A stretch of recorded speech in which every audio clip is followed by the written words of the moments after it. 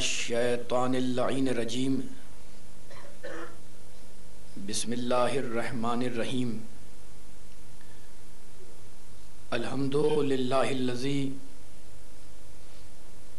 ذکرہ شرف للذاکرین وشکرہ فوز للشاکرین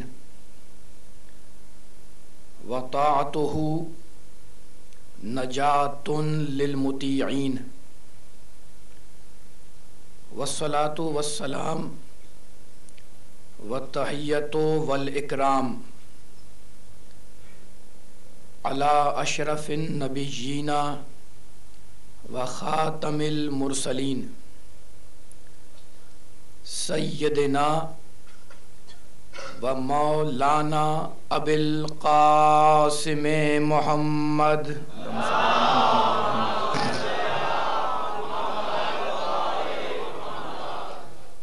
و اہل بیتہ الطیبین الطاہرین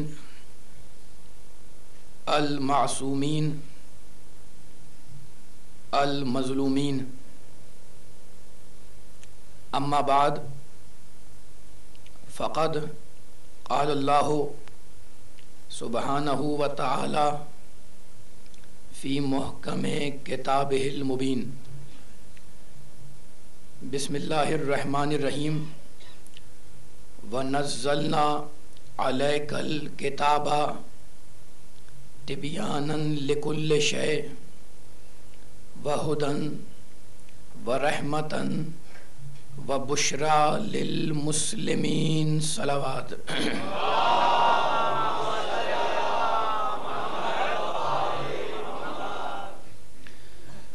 حضرات گرامی قدر، سورہ مبارکہ نحل کی اس آیت کریمہ کے ذیل میں سلسلہ گفتگو اپنے آخری مرحلوں سے قریب ہو گیا۔ میں آپ حضرات کی خدمت میں بار بار یہ پیغام دیتا رہا کہ پروردگار عالم نے ہدایت انسانی کے لیے دنیا میں دو بندوبست کیے۔ ایک طرف کتابوں کو نازل کیا، صحیفوں کو نازل کیا، اور دوسری طرف کتاب سمجھانے والوں کا پورا ایک سلسلہ بھیجا۔ عزیزوں، پیغام یعنی کتاب، پیغام یعنی میسج، اگر آپ غور کریں تو آپ کو اندازہ ہوگا کہ جو پیغام لے کر آتا ہے اسے عربی میں کہا جاتا ہے رسول۔ اگر میں کوئی پیغام دے کر آپ کو بھیجوں تو عربی میں اسے کہا جائے گا رسول۔ اب رسول کی شرط یہ ہے کہ وہ جس پیغام کو لا رہا ہے اس پیغام کو پوری طرح سے سمجھتا ہو۔ اگر پیغام نہ سمجھے گا تو وہ کس طریقے سے رسول بنے گا؟ تو میں اگر کوئی زبانی پیغام آپ کو دوں کہ جناب یہ پیغام فلاں صاحب تک پہنچا دیں، تو آپ جب پیغام سمجھیں گے پوری طرح سے تبھی تو پہنچائیں گے نا۔ تو پہلی شرط پیغام کی، پیغامبر کی، کہ وہ پیغام کو پوری طرح سمجھتا ہو۔ دوسری شرط یہ ہے کہ معاشرے میں وہ انسان اتنا سچا ہو کہ کوئی اس کے پیغام کو جھٹلا نہ سکے۔ بس اب تو گفتگو ختم ہو رہی ہے، کل کے آخری ایک گھنٹہ ہے۔ پیغام پوری طرح سمجھتا ہو، معاشرے میں اتنی اس کی اہمیت ہو کہ کوئی اس کی بات کی تکذیب نہ کر سکے، دوسری شرط۔ اور اب تیسری شرط یہ ہے کہ پیغام لانے والا اتنا امانت دار ہو کہ جیسا پیغام ملے ویسا پہنچا دے۔ بلند ترین صلوات بھیج دیں محمد والے محمد پر۔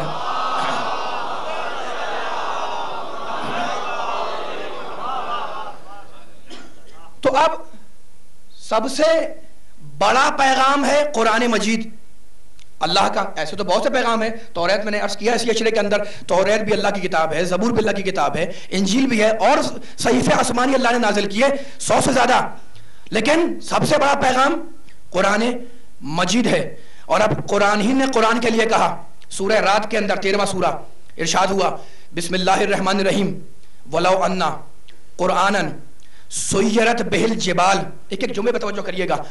ولو انا قرآنا سیرت بہ الجبال او قطعت بہ الارض او کلما بہ الموتى بل للہ الامر جمیعا. اللہ کہتا ہے کہ لو انا قرآنا, یہ قرآن اس میں اتنی توانائیاں ہیں کہ اس کے ذریعے سے پہاڑوں کو چلایا جا سکتا ہے. لو انا, سورہ رات کی آیت ہے. لو انا قرآنا, بس میرے سامنے قرآن و عزت کے ماننے والے بیٹھے ہوئے ہیں.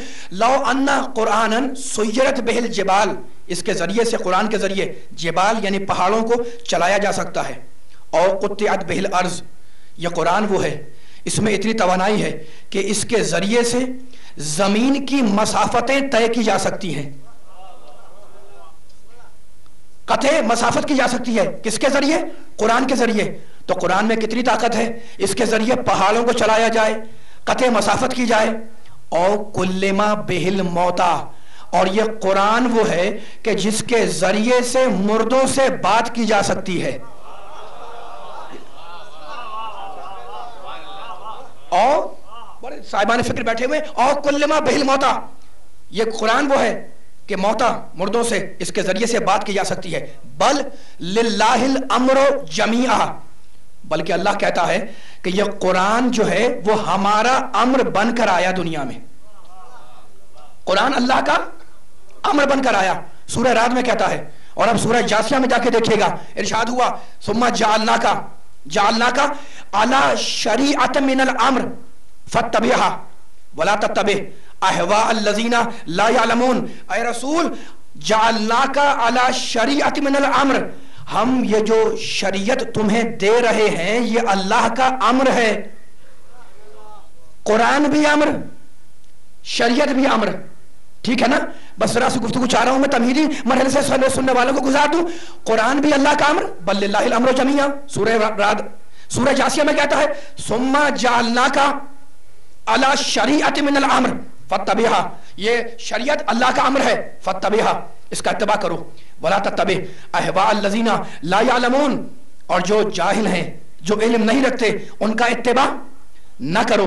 تو قرآن بھی امر, شریعت بھی امر, ٹھیک ہے نا. لیکن ان دونوں کے لیے الگ الگ لفظ ہیں. شریعت الگ لفظ, قرآن الگ لفظ. اگر کوئی لفظ ان دونوں چیزوں کو, شریعت اور قرآن کو, اپنے دامن میں سمیٹ سکتا ہے تو وہ لفظ ہے دین اسلام. اسلام میں شریعت بھی آ گئی, اسلام میں قرآن بھی آ گیا, ٹھیک ہے نا. تو اب اسلام کے احکامات قرآن کے ذریعے آئے. بس کر کے گزرا ہوں میں. نماز کا حکم آیا, روزے کا حکم آیا, زکوٰۃ کا حکم آیا قرآن کے اندر. کتب علیکم الصیام, اے ایمان لانے والو ہم نے تم پر روزوں کو واجب کیا, قرآن کے اندر ہے. حکم آیا آتو زکوٰۃ, زکوٰۃ دو, قرآن کے اندر ہے. للہ علی الناس حج البیت, لوگوں پر جو مستطیع ہے حج کو واجب کیا اللہ نے. تو قرآن کا حکم, نماز کا حکم, زکوٰۃ کا حکم, حج کا حکم قرآن کے اندر ہے. اب ایک جملہ کہہ کے آگے بڑھوں گا. دیکھیں آہستہ آہستہ تدریجاً قرآن نازل ہوا.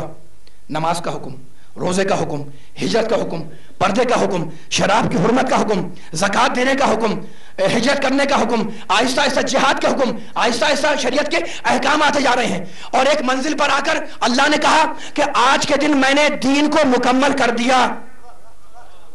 اگر پچھلی تقریر میرے ذہن سننے والوں کے ذہن میں ہو تو اب میں وہی سے گفتگو آگے لے جا رہا ہوں. ایک مرحلے پر میرے اللہ نے جب سارے احکام نازل ہو گئے تو کہا الیوم, توجہ سننے والوں, الیوم اکملت لکم دینکم, آج کے دن میں نے دین کو کامل کر دیا, آج کے دن دین مکمل ہو گیا. بس میں سارے سننے والوں سے پوچھ رہا ہوں, آج کے دن دین کامل ہو گیا, ٹھیک ہے نا. نماز آ گئی, روزہ آ گیا, حج آ گیا، زکوٰۃ آ گئی، خمس کے احکام آ گئے، پردے کا احکام آ گیا، شراب جوے کی حرمت کا حکم آ گیا، ہجرت کرنے کا حکم آ گیا، سارے احکام آ گئے، اور اب اللہ نے کہا آج کے دن دین مکمل ہو گیا. بس مجھے اتنا بتلائیں کہ آج کے دن دین مکمل ہوا تو آج سے پہلے دین کیا تھا؟ توجہ ہے سننے والوں کی؟ بس ایک سوال میں نے اپنے سننے والوں کے ذہن میں پیدا کیا اور اب اس سوال کا جواب دینا چاہ رہا ہوں. بھائی سارے احکام آ گئے، نماز کا حکم آیا، توجہ علی والوں، روزے کا حکم آیا، زکوٰۃ، بڑے بیدار سننے والے بیٹھے میں یہ پیغام لے کے جانا، زکوٰۃ کا حکم آیا، سارے احکام تو آ گئے، اور ایک مرحلے پر آ کر میرے اللہ نے آواز دی کہ آج کے دن میں نے دین کو کامل کر دیا. تو ہم سارے سننے والے جتنے بیٹھے ہوئے ہیں ان سے دست ادب جوڑ کے پوچھ رہا ہوں کہ آج کے دن دین کامل ہوا تو آج سے پہلے دین کیا تھا؟ بہت سامنے کا جواب کہ آج سے پہلے دین تھا ناقص. بھئی کامل ہو گیا آج کے دن، اکمل تو قرآن کی آیت ہے، ہم نے آج دین کامل کیا تو آج سے پہلے دین کامل نہیں ہے، ناقص ہے، نامکمل ہے. اچھا جو میں کہہ رہا ہوں نامکمل ہے تو وہ ہمارے اور آپ کی نسبت سے نامکمل ہے، لوح محفوظ میں پہلے سے کامل ہے. ہم تک جو آ رہا ہے وہ ناقص آ رہا ہے، آہستہ آہستہ آ رہا ہے. بس مجھے بتائیں علی والو، آج کے دن اللہ نے کہا اب جو کام ہوا وہ آج کے دن وہ ڈسکس نہیں کروں گا، وہ کر چکا ہوں میں. آج کے دن الیوم دین کو کامل کیا، آج سے پہلے دین ناقص تھا. بس مجھے بتاؤ کہ کیا جب دین ناقص تھا تو کیا دین کا وارث بھی ناقص تھا؟ وارث تو ناقص ہی تھا نا. نعوذ باللہ کوئی مسلمان یہ نہیں کہہ سکتا کہ دین کا وارث توجہ ناقص تھا، اس لیے کہ وارث تو اس وقت نبی تھا کہ کنتو نبیان. توجہ ہونے والوں ذرا توجہ شہر و سارے سننے والوں کی یہ پیغام بڑی باریکی سے پہنچ جائے تو میں آگے بڑھوں گا. دین ناقص تھا آج سے پہلے تو ہے کسی مسلمان میں تھی جرات کہ وہ میرے نبی کے بارے میں کہے، وارث کے بارے میں کہ محمد رسول اللہ نعوذ باللہ ناقص ہے؟ نہیں. کنتو نبیان، توجہ، کنتو نبیان، سارے پیچھے والے بیدار ہو جائیں. کنتو نبیان و آدمو بین الماء والطین، میں اس وقت بھی نبی تھا. میرے نبی نے کہا جب آدم کا پتلا آب و گل کے درمیان تھا تو مجھے کہنے دو کہ دین ناقص تھا، وارث کامل آیا. دین توجہ فرماؤ، دین ناقص تھا، ذرا سارے بیدار ہو جاؤ، دین ناقص تھا، وارث کامل آیا. تو اب جتنا کامل محمد ہے اتنا کامل محمد کے بعد آنا چاہیے. تو سمجھ میں نہیں آتا کہ جب ناقص دین کو اللہ نے ناقص وارثوں کے حوالے نہیں کیا تو جب غدیر میں دین کامل ہو گیا تو کیا محمد ناقصوں کے حوالے کر دے؟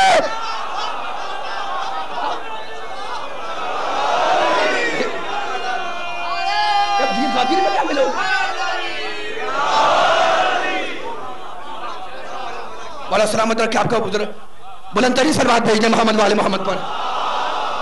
وارث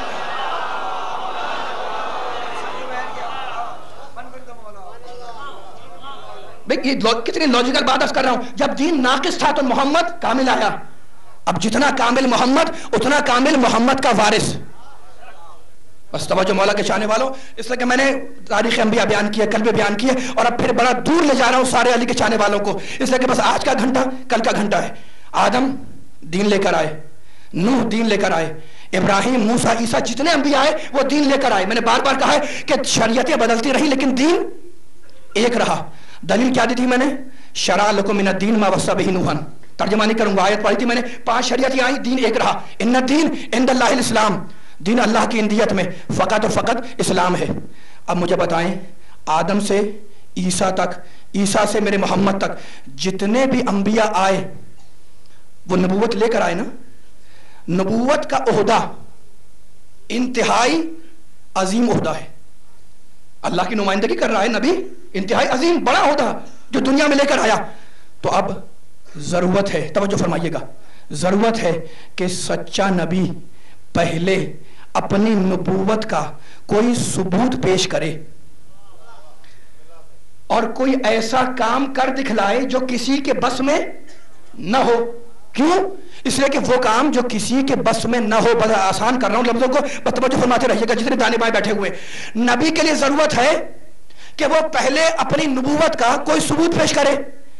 ثبوت پیش کرتے ہوئے ایسا کام کرے جو کسی امت والے کے بس میں نہ ہو. کیوں؟ اس لیے کہ جب وہ ایسا کام کرے گا جو کسی کے بس میں نہ ہوگا وہ اس بات کی دلیل ہوگا کہ اسے اللہ نے انجام دلوایا ہے. ٹھیک ہے نا؟ تو اب وہ کام توجہ جو کسی کے بس میں نہ ہو وہ نبی انجام دے دے، اس کا نام ہے شریعت کی اصطلاح میں معجزہ. معجزہ ایسا کام جو کسی کے بس میں نہ ہو. ٹھیک ہے نا؟ اب معجزے انبیاء کے بیان کروں. حضرت سلیمان علیہ السلام نبی ہیں، ان کا معجزہ جنوں پر اور ہواؤں پر ان کا قدرت رکھنا ان کا معجزہ ہے یا نہیں؟ جن پر بھی قدرت تھی، ہواؤں پہ معجزت تھی. بساط سلیمانی بڑا مشہور ہے واقعہ ان کا. اچھا، داؤد علیہ السلام نبی ہیں، ان کا معجزہ ان کی اچھی آواز. موسیٰ علیہ السلام، ان کے بارے میں تو آپ بار بار سنتے رہتے ہیں کہ ان کا عصا ان کا معجزہ تھا. بس ایک پیغام دینا چاہ رہا ہوں، یہ پیغام پہنچ جائے انشاءاللہ تو میں آگے بڑھوں گا. حضرت داؤد کی اچھی آواز ان کا معجزہ. حضرت سلیمان کا جنوں پر قابو کرنا ان کا معجزہ. حضرت عیسیٰ کا مریضوں کو شفایاب کرنا اور مردوں کو زندہ کرنا ان کا معجزہ. یہ سارے معجزات صداقت انبیاء کی دلیل تھے. لیکن علی والوں، جس طریقے سے اللہ نے سارے انبیاء کو معجزے دیے اس طرح اللہ نے میرے محمد کو بھی معجزہ دیا. لیکن جس طریقے سے سارے انبیاء سے محمد افضل، خدا کرے یہ پیغام پہنچا علی والوں، ذرا بیدار ہونا. اگر غلط کہہ رہا ہوں تو مجھے ممبر پہ ٹوک دینا. سارے انبیاء سے جس طریقے سے میرا محمد افضل، تو اب جو محمد کو معجزہ عطا ہوا وہ سارے انبیاء کے معجزات سے افضل ہوگا. ٹھیک ہے نا؟ تو محمد کو جو میرے معجزہ عطا ہوا اس کا نام ہے قرآن مجید. لیکن کمال دیکھو، نوح کا طوفان ان کا معجزہ ان کی زندگی کے بعد جاری نہیں رہا. پوری ذمہ داری سے، رسپانسبلٹی سے بیان کر رہا ہوں. حضرت موسیٰ کا عصا ان کے اٹھ جانے کے بعد عصا باقی رہا، معجزہ ختم ہو گیا. عیسیٰ کا آسمان پر اٹھ جانے کے بعد ان کا مریضوں کو شفایاب کرنا ان کا معجزہ یہ ختم ہو گیا. داؤد کی اچھی آواز ان کا معجزہ، ان کے اٹھ جانے کے بعد یہ معجزہ ختم ہو گیا. تو اب اصول سمجھ میں آیا کہ جب تک صاحب معجزہ کی حیات رہتی ہے، خدا کرے میرا پیغام پہنچانے والوں بڑے دور سے لے کے آیا ہوں میں، مولا سلامت رکھنے کے چاہنے والوں کو اصول سمجھ میں آ گیا؟ سارے سننے والوں سے پوچھ رہا ہوں، جب تک معجز نما کی زندگی رہتی ہے اس وقت تک اس کا معجزہ رہتا ہے. معجز نما اٹھ جائے، اس کا معجزہ ختم ہو جائے. تو مجھے بتاؤ کہ آج میرے نبی کو عطا کیا ہوا معجزہ قرآن کی صورت میں موجود ہے. تو اگر معجزہ موجود ہے تو صاحب معجزہ بھی ہے. فرق صرف اتنا ہے کہ معجزہ نگاہوں کے سامنے ہے اور صاحب معجزہ پردے غیبت میں بیٹھا ہوا ہے.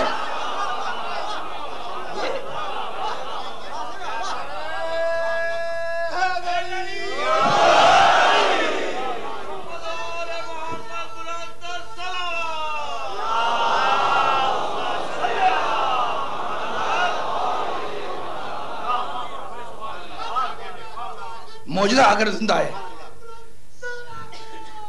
اللہم صلی علی محمد و علی محمد.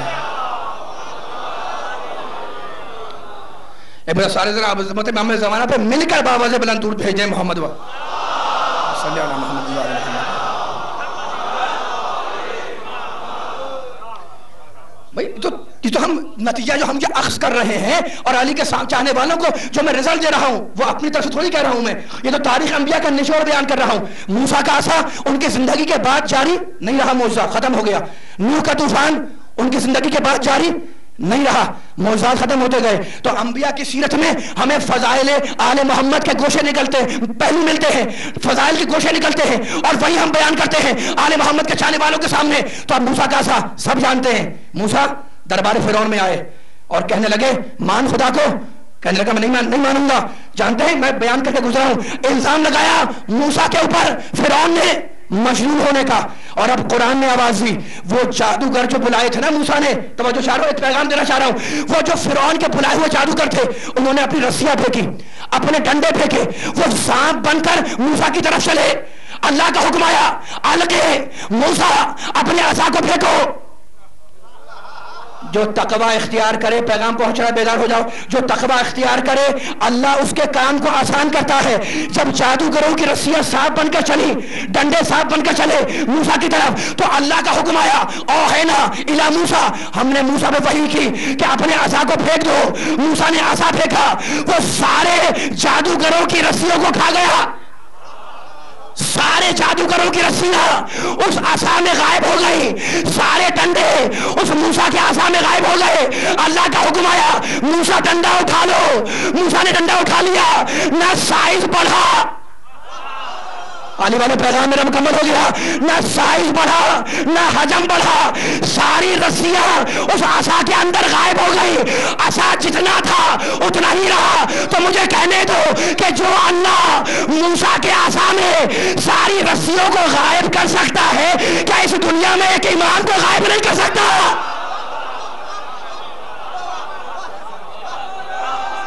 بتاؤ۔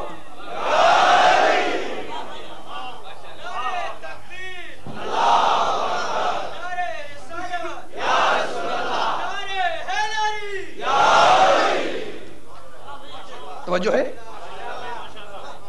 بس بلند ترین صلوات بھیج دیں محمد والے محمد پر مل کر۔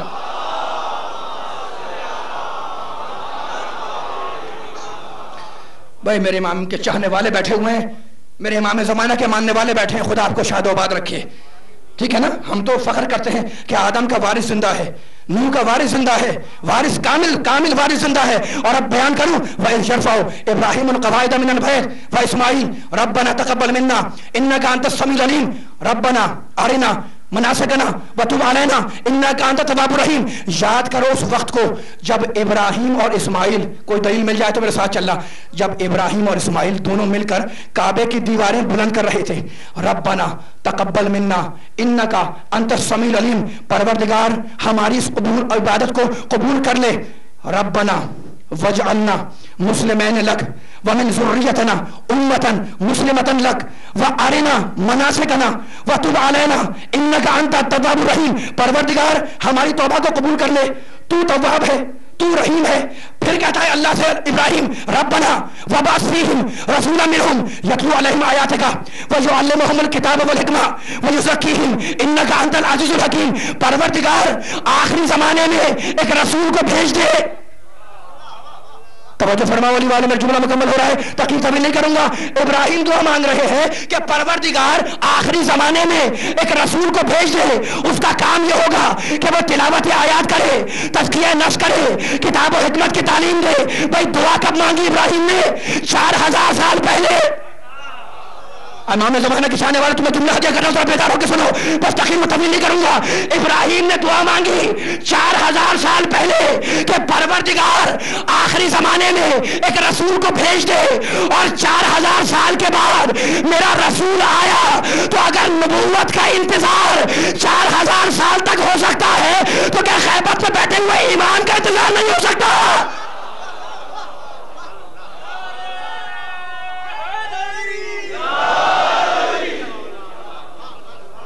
بس ختم ہو گئی تقریر، بولے درود پڑھے بولے محمد والے محمد پر۔ تھک گئے آپ حضرات؟ توجہ ہے؟ پیغام پہنچ رہا ہے میرا؟ بابا سے بلند درود بھیجے محمد والے محمد پر مل کر۔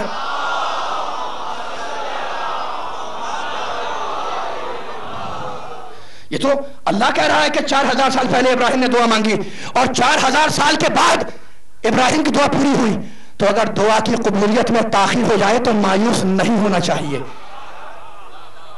یہ تو ابراہیم کا فلسفہ دعا ہے، 4000 سال پہلے دعا مانگی اور 4000 سال کے بعد میرا محمد آیا۔ اور اب سورہ جمعہ میں ارشاد فرمایا، بھئی آج جمعہ کا دن ہے نا، هو الذی بعث فی الامیین رسولا منہم یتلو علیہم آیاتہ ویزکیہم ویعلمہم الکتاب والحکمہ وان کانوا من قبل لفی ضلال مبین۔ ہم نے امیین میں ایک رسول بھیجا، اس کا کام یہ ہے کہ وہ تلاوت آیات کرے، تزکیہ نفس کرے، کتاب کی تعلیم دے، حکمت کی تعلیم دے۔ مجھے بتاؤ علی والوں کہ محمد نے 23 برس تک کتاب کی تعلیم دی یا نہیں دی؟ نا حکمت کی تعلیم دی یا نہیں دی؟ نا تزکیہ نفس کیا یا نہیں کیا نا؟ تو اب مجھے بتاؤ کہ اب اگر 23 برس کے بعد میرا محمد دنیا سے چلا جائے تو اس کی جگہ پر کون ہے؟ تلاوت آیات کے لیے بڑا کلیجہ چاہیے، تزکیہ نفس کے لیے رسول جیسا پاکیزہ نفس ہونا ضروری ہے، کتاب و حکمت کی تعلیم کے لیے رسول جیسا عالم ہونا ضروری ہے۔ تو اس جملے کو یاد رکھنا کہ اگر رسول چلا جائے تو رسول کی جگہ پر تلاوت آیات وہ کرے جو کافروں کے بھرے مجمع میں سورہ برات کی تلاوت کر دے۔ سارے بیدار ہو جانے والوں، رسول کے 4 فریضے، کتاب کی تعلیم، حکمت کی تعلیم، تزکیہ نفس، رسول کے 4 فریضے، تلاوت آیات کرنا۔ رسول چلا جائے تو تلاوت آیات وہ کرے جو کلیجہ اتنا رکھتا ہو کہ کافروں کے بڑے مجمع میں سورہ برات کی تلاوت کر دے۔ رسول کی جگہ پر وہ آئے جو رسول جیسا عالم ہو۔ اسی لیے نبی نے کہا کہ اگر میں شہر علم ہوں، اگر بیدار ہو جانا، اگر میں شہر علم ہوں تو علی اس کا دروازہ ہے۔ 4 فریضے نبی کے، تلاوت آیات کرنا، نفسوں کو پاک بنانا، کتاب کی تعلیم دینا، حکمت کی تعلیم دینا۔ تو تلاوت آیات وہ کرے جو رسول جیسا تلاوت کرتا ہو۔ تزکیہ نفس کے لیے رسول جیسا پاکیزہ نفس ہونا ضروری ہے۔ اب مجھے نہیں پتا کہ رسول جیسا پاکیزہ نفس کون ہے، لیکن مباہلے کے میدان نے آواز دی کہ یہ علی نہیں جا رہا، نفس رسول جا رہا ہے۔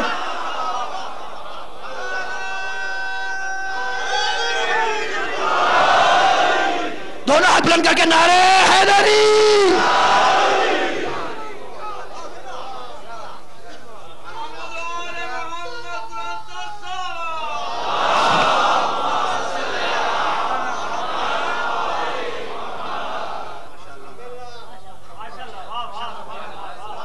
توجہ ہے سننے والوں کی؟ بس تقریر تو ختم ہو گئی، 10-15 منٹ اور لوں گا آپ حضرات کے، لیکن اب میں نے چھیڑا ہوا قصہ نبیوں کا، تاریخ انبیاء کا۔ آدم نبی ہے، نوح طوفان موسیٰ ہے ان کا، موسیٰ کا عصا ان کا موسیٰ ہے۔ بس ہم تو آل محمد کے فضائل کے گوشے نکالتے ہیں تاریخ انبیاء سے۔ اب میرے سننے والے شاید سوچ رہے ہوں گے کہ میں کیا کہنا چاہ رہا ہوں، بھائی مجھے کوئی تاریخ انبیاء بیان نہیں کرنی، میں نے تو فارسوں کو تعارف کرا دیا آج کی تقریر میں اور پچھلی اکثر کی تقریروں کے اندر۔ بس ایک جملہ کہوں گا، موسیٰ نبی ہے نہیں، اولو العزم ہے، صاحب شریعت ہے، معجز نما ہے، معصوم ہے۔ اللہ سے کہہ رہے ہیں پروردگار رب اشرح لی صدری ویسر لی امری واحلل عقدۃ من لسانی یفقہوا قولی۔ پروردگار میرے امر کو آسان کر دے۔ بس تقریر ختم ہونے والی ہے، بس توجہ چاروں سارے سننے والوں کی۔ پروردگار میرے امر کو آسان کر دے، میرے سینے کو کھول دے۔ رب اشرح لی صدری ویسر لی امری واحلل عقدۃ من لسانی، میری زبان میری لسان کی گرہ کو کھول دے۔ اس کے بعد جا کے قرآن میں دیکھنا، رب اشرح لی صدری ویسر لی امری واحلل عقدۃ من لسانی یفقہوا قولی۔ لوگ میری بات کو سمجھے، واجعل لی وزیرا من اہلی۔ پروردگار میرے لیے، ایک جملے میں توجہ علی والوں، آخری جملہ تقریر کے شاید ہو جائے، وجعل قرار دے۔ موسیٰ کہہ رہے ہیں لی میرے لیے، وجعل لی وزیرا ایک وزیر کو، وجعل لی وزیرا من اہلی میرے خاندان سے، ہارون میرا بھائی، اخی میرا بھائی ہے۔ موسیٰ نے کیا دعا مانگی کہ پروردگار میرے خاندان سے، من اہلی میرے خاندان سے میرے بھائی ہارون کو میرا وزیر قرار دے۔ اگر موسیٰ کی دعا پہنچ گئی تو اب محمد کی دعا سنو، یہ موسیٰ کی دعا کہ موسیٰ کا وزیر موسیٰ کے خاندان سے آئے، اور وہ محمد کی دعا وجعلنی من لدنک، پروردگار اپنے پاس سے بھیج دے۔ مولا سلامت رکھے علی کے چاہنے والوں، بس ایک جملے میں توجہ کر رہا ہوں، سارے بیدار رہنا۔ موسیٰ نے کیا دعا مانگی؟ پروردگار میرے لیے میرے خاندان سے، بیدار رہنا، میرے اہل سے میرے بھائی ہارون کو میرا وزیر قرار دے۔ اور میرے محمد نے کیا کہا؟ بیدار رہنا، وجعلنی من لدنک سلطان النصیرہ، پروردگار اپنے پاس سے ایک سلطان نصیر کو بھیج دے۔ تو موسیٰ کا وزیر موسیٰ کے خاندان سے آئے، محمد کا وزیر اللہ کے پاس سے آئے۔ اب سمجھ میں آیا کہ علی کو کعبے میں کیوں پیدا کروایا تھا۔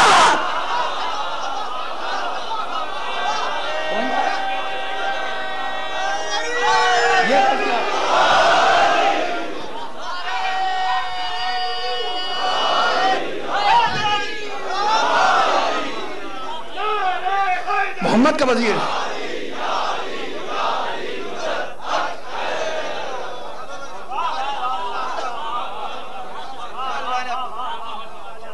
مولا آپ کو سلامت رکھے۔ موسیٰ کا وزیر من اہلی، محمد کا وزیر من لدنک، اپنے پاس سے بھیج دے۔ اب سمجھ میں آیا نا کہ محمد کا وزیر کہاں سے آیا؟ اس کے پاس سے۔ تو مجھے کہنے دو کہ غیور باپ کا غیرت مند بیٹا علی فضیلتوں کے پیچھے نہیں بھاگتا. نہیں علی والوں تقریر ختم ہو رہی ہے، لیکن یہ جملہ آج کے مجلس کا اللہ کرے تاریخی ہو جائے تاکہ میں پیچھے والوں تک ایک پیغام دیتا ہوں، آگے بڑھ جاؤں. میں نے کہا ممبر سے بس بیدار رہنا، کوئی آیت نہیں پڑھوں گا، کوئی تفسیر بیان نہیں کروں گا، ایک جملہ بیان کروں گا. جتنے سامنے بیٹھے ہو جو سارے بیدار ہو جاؤ. غیرت مند باپ کا غیرت مند بیٹا علی فضیلتوں کو پیچھے نہیں بھاگتا، فضیلتیں اس کے گھر کا طواف کرتی ہیں. فضیلتیں اس کے گھر کا طواف کرتی ہیں. اب پوچھو گے نا کہ یہ میں نے خطابتاً کہہ دیا، ذاکری کر دی میں نے؟ ذاکری خدا کی قسم نہیں کی میں نے. علی کے چاہنے والے میرے جملے میں توجہ کرنا، غیرت مند باپ کا بیٹا علی فضیلتوں کے پیچھے نہیں بھاگتا. پوچھو گے نا دلیل کیا ہے؟ دلیل بس اتنی دوں گا کہ بھائی بتاؤ مجھے کہ حل عطا کی خواہش یہ ہے کہ میں علی کے پاس جاؤں یا علی چاہتے ہیں کہ حل عطا میرے گھر آئے؟ ہے نا سوال؟ اور آپ سوچ رہے ہیں کہ بھائی اس کا کیا جواب ہوگا. فیصلہ تو ابھی آپ کو کرنا ہے، اور میں نے تقریر ختم کر دی، وہ 5 منٹ بصائر کے لوں گا. میں حل عطا کی خواہش یہ ہے کہ میں علی کے پاس جاؤں یا علی چاہتے ہیں کہ حل عطا میرے پاس آئے؟ آیا ولایت کی خواہش یہ ہے کہ میں علی کے پاس جاؤں یا علی چاہتا ہے کہ ولایت میرے پاس آئے؟ اصول سمجھ میں آ رہا ہے؟ بس سوال اگر سمجھ میں آ گیا تو مجھے اجازت دے دو، اگر پیغام پہنچ جائے تو میرے ساتھ چلنا. حل عطا کی خواہش یہ ہے کہ میں علی کے پاس جاؤں یا علی چاہتا ہے کہ حل عطا میرے پاس آئے؟ ولایت چاہتی ہے کہ میں علی کے پاس جاؤں یا علی چاہتا ہے کہ ولایت میرے پاس آئے؟ تو میں اصول سامنے کا ہے کہ بھائی حل عطا کی اگر خواہش ہے کہ علی میرے پاس آئے اور اگر علی چاہتا ہے کہ حل عطا میرے پاس آئے تو گھبرانے کی ضرورت نہیں ہے. بس یہ دیکھ لینا کہ اگر مسکین و یتیم کو علی روٹیاں دینے جائے تو علی کی تمنا حل عطا، اور اگر مسکین و یتیم علی کے در پہ مانگنے آ جائے تو حل عطا چاہتا ہے کہ میں علی کے پاس جاؤں. ولایت کی تمنا ہے کہ علی کے پاس جاؤں. توجہ ہے سننے والوں کی؟ بیدار ہیں سارے سننے والے؟ بس بڑے نعرے لگا لیے، پیچھے والوں آگے والوں داہنے بائیں والوں بیدار ہے نا جملے پر. ولایت چاہتی ہے کہ میں علی کے پاس جاؤں یا علی چاہتا ہے کہ ولایت میرے پاس آئے؟ تو اگر انگوٹھی دینے علی خود جائے تو علی کی تمنا ولایت ہے، اور اگر سائل انگوٹھی مانگنے علی کے پاس آئے رکوع میں، بھائی تھک گئے آپ حضرات؟ توجہ فرمائے نا جملے کے اوپر. میں آخری جملہ کہہ رہا ہوں، اگر علی کی تمنا ولایت ہوتی تو علی خود جاتے، اور اگر سائل علی کی انگوٹھی مانگنے آ جائے تو سائل کی تمنا آیا ولایت کی تمنا کہ ولایت علی کے پاس جائے. بس مجھے اتنا بتلاؤ کہ تمنا علی کی ہے کہ علم ملے، یا علی کی تمنا علم ہے یا علم کی تمنا علی ہے؟ تو اگر علی خود خیبر میں جائے تو علی کی تمنا علم ہے، اور اگر ناد علی پڑھ کر بلایا جائے، سارے بیدار ہو جاؤ علی والو، اگر ناد علی پڑھ کے بلایا جائے تو علی کی تمنا نہیں ہے، علم چاہتا ہے کہ میں علی کے ہاتھوں میں جاؤں. بس فیصلہ کر لو کہ کعبے کی تمنا علی ہے یا علی کی تمنا کعبہ. اگر بنت اسد تالا کھول کر کعبے میں جائے تو علی کی تمنا کعبہ، اور اگر دیوار ٹوٹے علی جائے تو کعبے کی تمنا.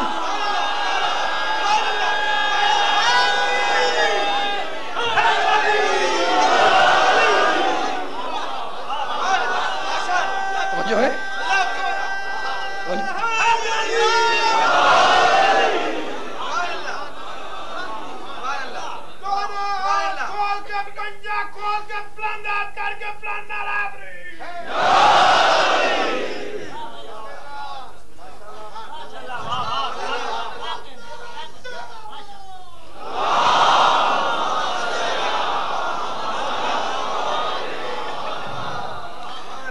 فضیلتیں جس کے گھر کا طواف کریں اسے علی کہتے ہیں، جسے فضیلتیں گھیر لیں اس کا نام ہے علی، اور جسے مصیبتیں گھیر لیں اس کا نام ہے حسین ابن علی. رو رہے ہو عزاداروں تم، حسین کا نام آتا ہے نا تمہاری آوازیں بلند ہو جاتی ہیں. تمہاری آنکھیں نمناک ہو جاتی ہیں، لیکن میرا جملہ ہاتھ جوڑ کر کہوں گا، یہ رونا فقط حسین کی گردن کٹ جانے پر نہیں ہے، یہ رونا اس زخمی کان پر ہے جس سے گوشوارہ چھین لیا گیا. یہ رونا اس سر برہنہ قافلے پر ہے جو کربلا سے کوفے اور کوفے سے شام لے جایا گیا. 29 محرم کو قافلہ قریب شہر دمشق پہنچا. قافلے کو روک دیا گیا. اس مقام پر پہنچا قافلہ جہاں سے دمشق کا شہر نظر آ رہا تھا. قافلہ روک دیا گیا. ایک شخص حسین کا سر لے کر یزید کے دربار میں آیا. کہا امیر وہ قیدی آ گئے جنہیں ہم نے کربلا میں اسیر کیا تھا. کہا ٹھہر جاؤ. وزراء بلوائے، مشیر بلوائے، بڑے بڑے لوگوں کو بلوایا. جب سب جمع ہو گئے تو کہا ذرا یہ بتلاؤ کہ بڑے گھرانے کے قیدی آئے ہیں نا؟ کہا ہاں امیر. کہا جب بڑے گھرانے کے قیدی آتے ہیں تو کیا کیا جاتا ہے؟ کہا امیر عوام کو اتنی مہلت دی جاتی ہے کہ وہ اپنے لیے نیا لباس سلوا لیں، اپنی دکانوں کا رنگ روغن مکمل کروا لیں، سڑکیں صاف کروائی جاتی ہیں. کہا جاؤ 3 دن کی اجازت دے دی. 3 دن کی اجازت ملی. 3 دن تک شام والے دمشق والے اپنے نئے لباس سلواتے رہے، سڑکوں کو صاف کرواتے رہے. اور رونے والے سنو گے 3 دن تک آل محمد کا لٹا ہوا قافلہ دن کی دھوپ اور رات کی شبنم میں شاہراہ پہ کھڑا رہا. بس یہ جملہ مصائب کے لیے کافی تھا. 3 دن تک اہل حرم کا قافلہ دن کی دھوپ اور رات کی شبنم میں کھڑا رہا. یکم سفر ہوئی. حکم ہوا کہ قافلے کو دربار میں لایا جائے. قافلہ شہر میں آیا. پہلی تاریخ تھی سفر کی. اتنا اجتحام تھا، اتنا مجمع تھا کہ قافلہ نہ آگے بڑھ سکتا تھا نہ پیچھے ہٹ سکتا تھا. بازار شام تھا، مرکزی بازار تھا شام کا. 3 گھنٹے تک قافلہ ایک مقام پر کھڑا رہا. اور اس دن سے اس قافلے کا نام ہے، اس جگہ کا نام ہے باب السعاد، جہاں 3 گھنٹے تک قافلہ کھڑا رہا. خدا سے میں شام کی زیارت کروائے. بس ایک جملہ سننا. مختل نے لکھا کہ جس مقام پر سید سجاد کا ناکہ تھا اس کے سامنے کی مسجد تھی. ایک مرتبہ مسجد کا دروازہ کھلا، ایک بوڑھا شامی باہر آیا. اس کی نگاہ پڑی سجاد پر، کہنے لگا خذرکم اللہ، اللہ نے تمہیں رسوا کیا. ایک مرتبہ سجاد نے سر کو اونچا کیا اور کہنے لگے انما یرید اللہ. شامی گھبرا گیا. کہا قیدی یہ آیت تو اس وقت نازل ہوئی جب پنجتن چادر تطہیر میں تھے. سجاد نے دوسری آیت پڑھی وَيُطْعِمُونَ الطَّعَامَ عَلَى حُبِّهِ مِسْكِينًا وَيَتِيمًا وَأَسِيرًا. شامی پھر گھبرا گیا. کہا قیدی یہ آیت تو اس وقت نازل ہوئی تھی جب حسنین نے روزہ رکھا تھا. سجاد نے تیسری آیت پڑھی فَقُلْ تَعَالَوْا نَدْعُوا أَبْنَاءَنَا وَأَبْنَاءَكُمْ. شامی گھبرا گیا. کہا قیدی یہ آیت اس وقت نازل ہوئی جب پنجتن مباہلے میں گئے تھے. یہ تو ان آیتوں کو کیوں پڑھ رہا ہے جو آل محمد کی شان میں نازل ہوئی؟ رونے لگے سجاد، کہنے لگے وہ آل محمد ہم ہی تو ہیں. اجرکم اللہ. وہ آل محمد ہم ہی تو ہیں. شامی گھبرا گیا. کہا قسم کھاؤ کہ تم آل محمد ہے. سجاد نے قسم کھائی واللہ نحنو اہل بیت محمد، اللہ کی قسم ہم محمد کے اہل بیت ہیں. شامی نے ہاتھ جوڑ لیے. کہا مولا میں آپ کو پہچان گیا، آپ میرے مولا حسین کے بیٹے سجاد ہیں نا؟ رو کے کہنے لگے ہاں. کہا مولا میں آپ کو پہچان گیا، بس اتنا بتلا دے کہ یہ بیبیاں کون ہیں.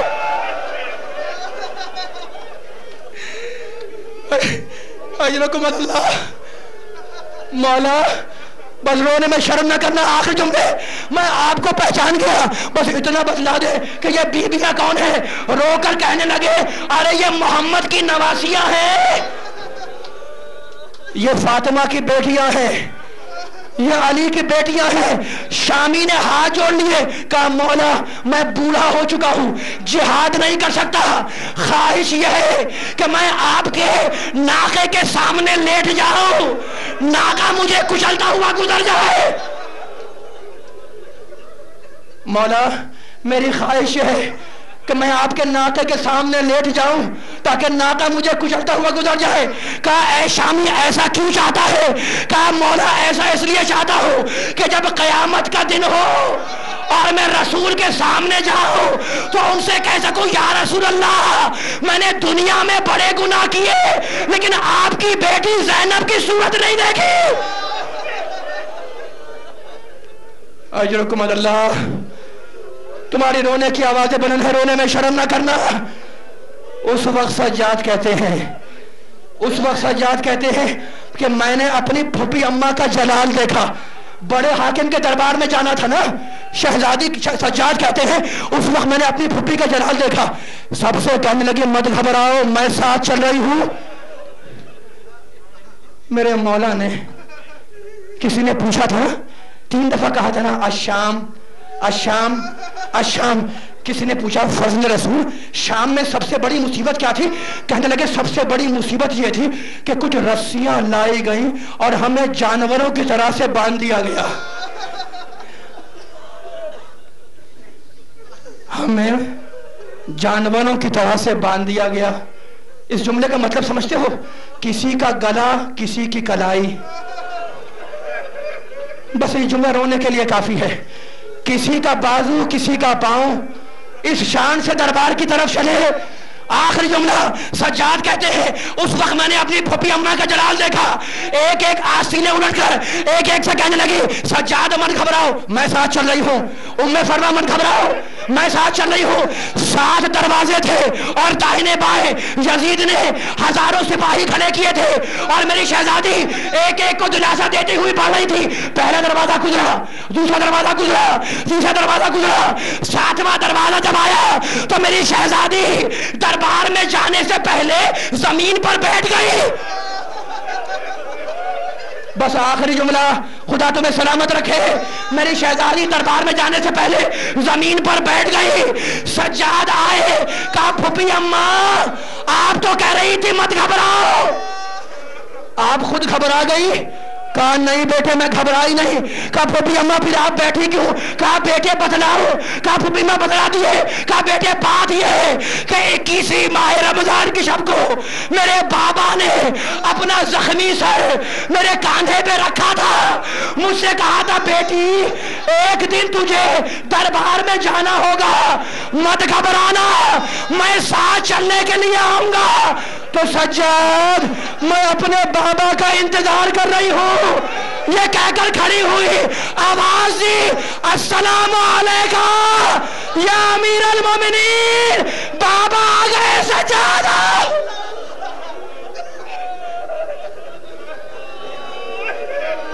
ماتم حسین